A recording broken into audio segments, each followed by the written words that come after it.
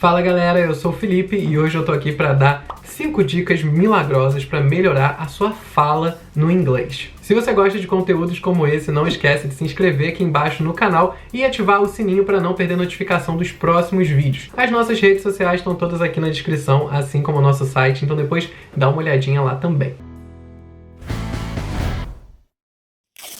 Pois é, galera, uma das frases que a gente mais escuta sendo professor de inglês é: eu entendo muito bem, mas eu tenho muita dificuldade de falar. Então eu separei aqui 5 dicas bem simples para vocês decorarem e lapidar aí a fala de vocês. Começando com a diferença entre there is, there are e have.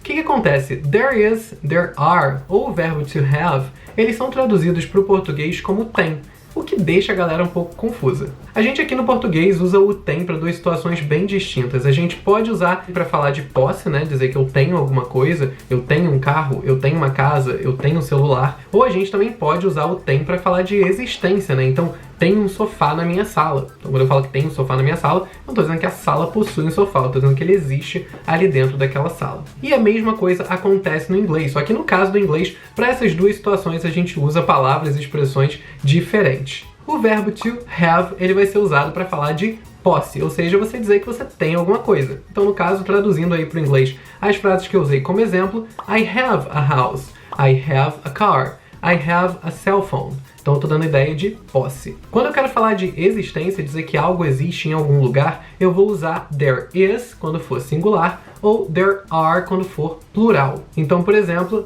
there is a couch in my living room. There are 6 chairs in my dining room.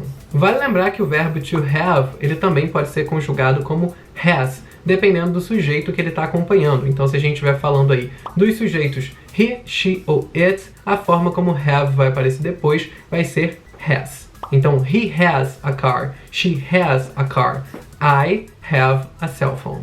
A próxima dica é uma que quando eu estava aprendendo inglês me ajudou muito. Sabe quando a gente usa o que como pronome relativo em português? Então, por exemplo, eu tenho um primo que é médico. Eu espero que você goste desse presente. Esse que como pronome relativo, e que é muito importante para a gente completar frases, né, da fluência para frases em português, ele também existe no inglês, ele pode ser sempre substituído pela palavra that. E vai por mim, pode parecer uma dica que não é nada demais, mas na hora que você vai construir frases em inglês, usar o that como que, né, de pronome relativo, ele ajuda muito na fluência das suas frases. Então, traduzindo esses mesmos exemplos que eu dei para vocês: I have a cousin that is a doctor. I hope that you like the present I got for you. Terceira dica, a diferença entre simple past e present perfect. Ah, mas eu não faço ideia do que é simple past, não faço ideia do que é present perfect. É quando a gente está falando de uma situação no passado, mas a gente pode falar de duas maneiras, que é usando o simple past, né, no caso a conjugação no passado, simples, de um verbo, ou a gente pode usar naquela forma que é o have mais o verbo no particípio, né, que é na terceira coluna. Essa é uma estrutura que quando ela se apresenta pela primeira vez para as pessoas, ela causa bastante confusão, e mesmo depois que as pessoas entenderam essas estruturas, rola uma dificuldade grande em saber o melhor momento de usar cada uma. Então, antes de tudo, vamos só reforçar aqui que ambas são estruturas usadas para falar do passado. Mas no caso do simple past, a gente está falando de uma atividade que já se encerrou. Uma situação que já aconteceu, ela não acontece mais, ela ficou no passado e ela tem um marco temporal, né, um momento em que ela aconteceu muito preciso. Um exemplo: I ate pizza yesterday.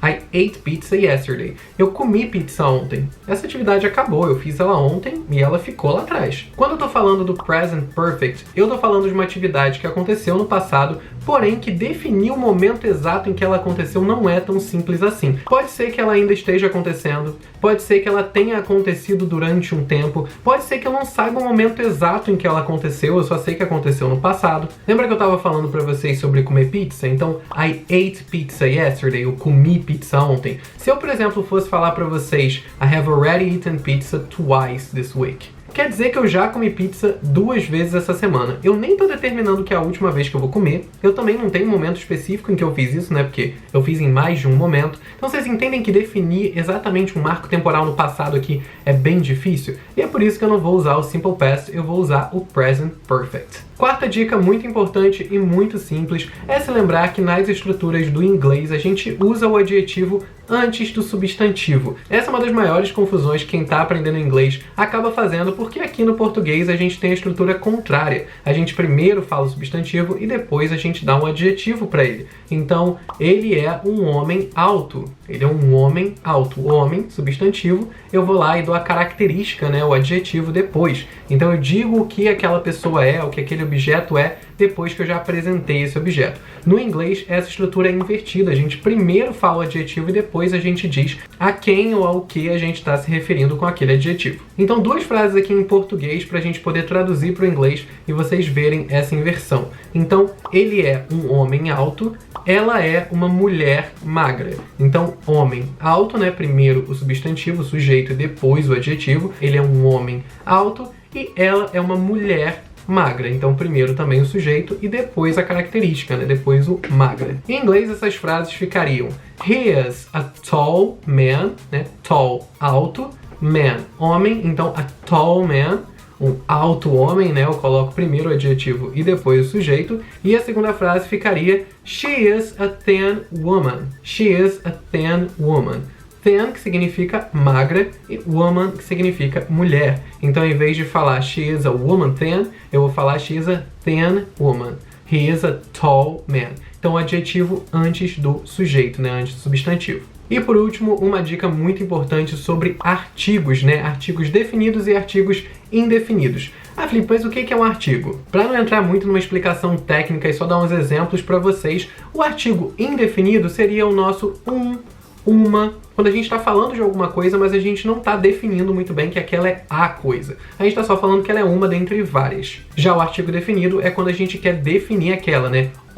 A gente está dizendo que especificamente aquela é importante de ser notada. Por exemplo, se eu falo um livro está em cima da mesa, um livro, eu não sei que livro é esse, ou eu não quero definir que livro é esse, estou dizendo que tem um livro ali, né? Um dentre vários livros que existem, tem um que está ali. Quando eu falo o livro está em cima da mesa, né, o livro, eu estou definindo que aquele livro especificamente sobre o qual a gente está falando, ele está ali em cima da mesa, eu sei que livro é aquele. Em inglês, a gente também tem artigos definidos e indefinidos. O artigo definido, né, que seria o nosso a, vai ser aí o the. O the, ele pode ter duas pronúncias diferentes. A gente pode falar the, ou a gente pode também falar the. E quando vai ser o melhor momento de usar cada um? Sempre que a palavra que vier depois do artigo começar com o som de consoante, a gente vai pronunciar the.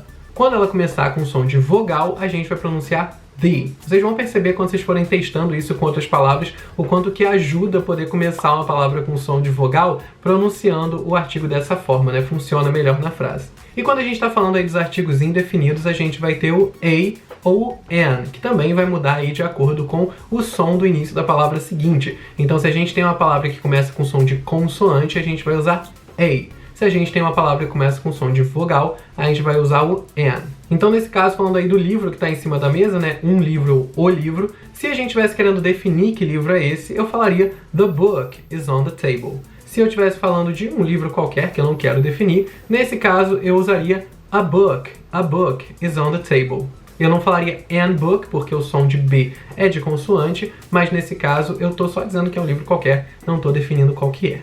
Só para dar mais alguns exemplos para vocês, eu poderia falar a car, a house, a plane, an apple, an ice cream, an umbrella. E aí, gostaram dessa dica? Se vocês querem mais vídeos como esse, não esqueçam de comentar aqui embaixo que a gente vai produzir mais vídeos para vocês. Também não esquece de comentar aqui embaixo algumas frases usando essas estruturas que eu vou estar de olho e vou estar lá comentando as frases de vocês. Eu vou ficando por aqui e até o próximo vídeo.